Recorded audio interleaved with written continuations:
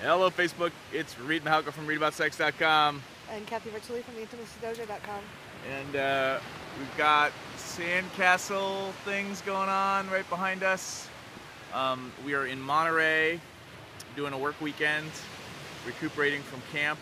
And this is a little sex ed business video because Cathy has been talking about leadership and self-care. So as you sign on, let us know where you are today. We're at the beach. Look at the beach. For another hour. For another hour, and then we have to go back to civilization. And you had some thoughts on leadership and self-care.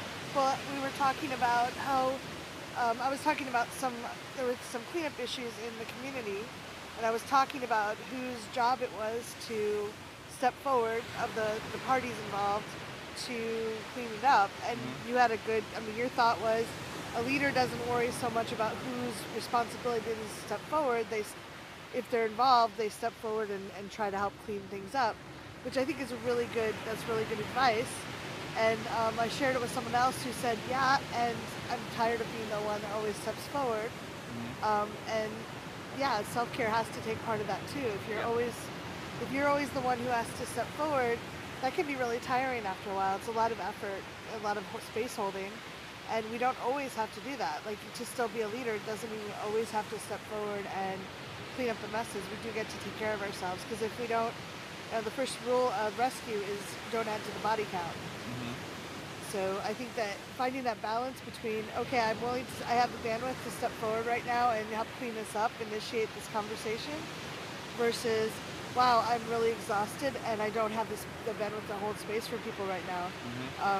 It's okay to say no and still be a leader. It's okay to actually role model as a leader that you get to take care of yourself and either delay having the conversation or not be the one who initiates the conversation at all. I think I would add to it, where this is tricky is, like, my advice is coming from a really privileged place of, 1, being an extrovert, 2, being a dude, 3, being a white dude, and then 4, having a business that's somewhat successful or where I'm somewhat well known.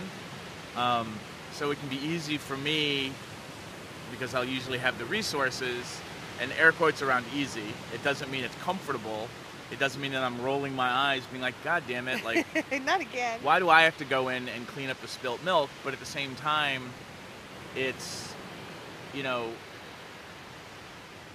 if the situation's going to get better and no one else is taking action, for me personally, it's like, well, I might as well do it, which works really well for my martyr complex, by the way, and my white savior syndrome.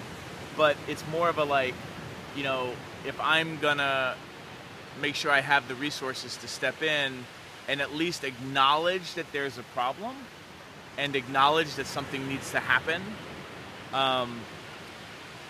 then at least I can feel like I tried. And then if I need to wash my hands of it, which for me is usually after 3 attempts, then I feel like I did a thorough job, and then I can be like, well, I tried, and here's the proof that I tried, and, come back to me when you're ready to have a conversation. Now that's all coming, right now, just kind of extemporaneously having this conversation. And self-care is going to be imminent, because if you keep crossing your own boundaries, then not only are you going to be just inconvenienced that no one else is cleaning up the mess, but you'll start to get passive aggressive about it. And then if you're constantly trying to clean up a mess that nobody else wants to take responsibility for, like you're doing it like 8, 9, 10 times you're showing up, I'm going to tell you should, like, set your number at 3 and then just be done with it. And then figure out a way to be complete about things that are incomplete. Yeah. But I do think that it was a good concept, because someone hurt my feelings, or your batteries. It's so perpetual. You need a better battery. Don't phone shame me for my battery. My battery can cut out whenever it wants. It's self-care. My phone wants to shut off. My feelings were hurt by somebody, and I was talking about that, and that's when the whole conversation came up, because I was like waiting for them to kind of make amends, and Reid was like, if there's a bad feeling in the community, and you're directly involved, then someone who steps forward and takes care of it is going to leave the community stronger, and rather than having these little petty resentments kind of floating around. So if you can step forward, if you can say, even if it's not your job, it's the other person's job, it might be useful sometimes to say, hey, I'm having these feelings, I'd like to talk about it and clean it up. And you get to say, not today. You get to say, I don't want to ever do it, if that's what you need for self-care. The other thing to add in, I think it's appropriate to ask for a third person to come in, especially if there's a lot of power dynamics involved, where you can be like, I would like to have this conversation. I'm requesting that there be a third person, like a non-involved party, not necessarily just for mediation, but just as witnessing. And again, like if you're hanging out with people who demand that it only happen in private, when there's power dynamics, I think that's a really good sign that you're hanging out with people who aren't savvy around power dynamics, or who are trying to use the power dynamics to their advantage, because they don't want to let go of power, and that's basically a kind of abuse. So you should be wary of that. And then the front-loading piece is to try to hang out with and build partnerships with and co-working relationships with, or collaborations with people who are savvy about these things.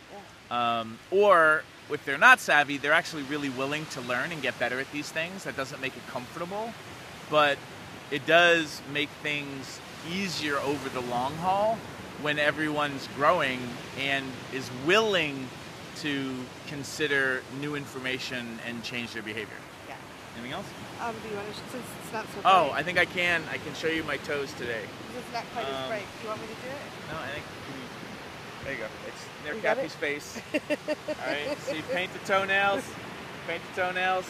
All ready for Burning Man. All ready for Burning Man. So if you're going to be a Burning Man, let me know where, or come by 745 and E. I'll be hanging out with Camp Beaverton for Wayward Girls and 8-Bit Bunny. So stop on by. Yep. And that's it. Yep, we're going to take one more splash and then head on home. All right. Leave your comments. We'll check it out later. Bye, everyone. How do I shut it off?